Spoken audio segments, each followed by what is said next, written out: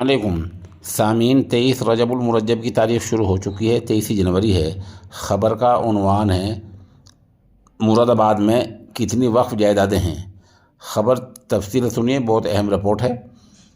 اتر پردیش کے مراد آباد زون میں وقف کی دعوے داری والی 200 سے زیادہ جائیدادیں سرکاری زمین پر ہیں۔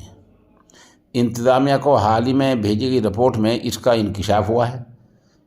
اس سے رامپور کی جوہر یونیورسٹی کی بھی کافی زمین اس میں ہے اور ایک مہادیو مندر بھی شامل ہے۔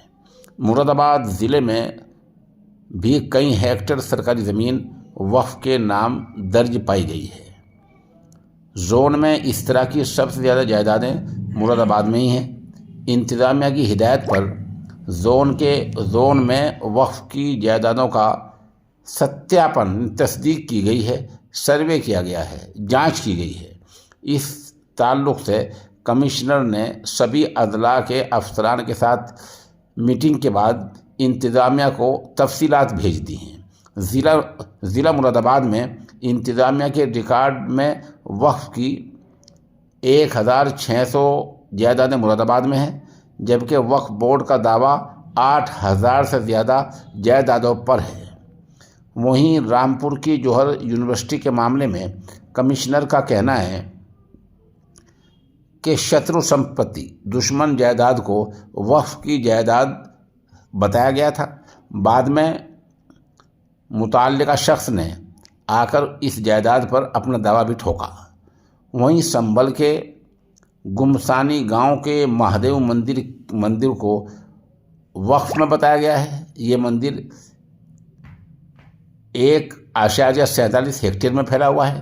انتظامیہ نے معاملے کی جانچ کرائی تو پتہ چلا کہ مندر ٹرسٹ کی زمین پر ہے۔ حالانکہ اس معاملے میں فیصلہ کیا رہا، اس کی اطلاع انتظامیہ نے مشترک نہیں کی، کسی کو نہیں بتائی۔ پرانے ریکارڈ کے مطابق مندر سمیت 6.5 ایکڑ زمین کو ہڑپ کر ناجائز قبضہ کرنے کی کوشش کی گئی تھی۔ کمشنر آنجنے کمار سنگھ نے بتایا کہ فی الحال انتظامیہ سطح سے کوئی کارروائی یا آگے کی جانچ نہیں کی جا رہی ہے۔ انتظامیہ کو ابھی صرف اس کی اطلاع بھیجی گئی ہے۔ مانا جا رہا ہے کہ وقف بورڈ قانون میں تبدیلی کے بعد ان جائیدادوں پر بڑا اثر دیکھنے کو مل سکتا ہے۔ آپ اس سے اندازہ لگا سکتے ہیں کہ وقف بورڈ کی جگہوں پر کس طرح کے دعوے ہو رہے ہیں، کس طرح کی بات چل رہی ہے، کس طرح کے سروے چل رہے ہیں۔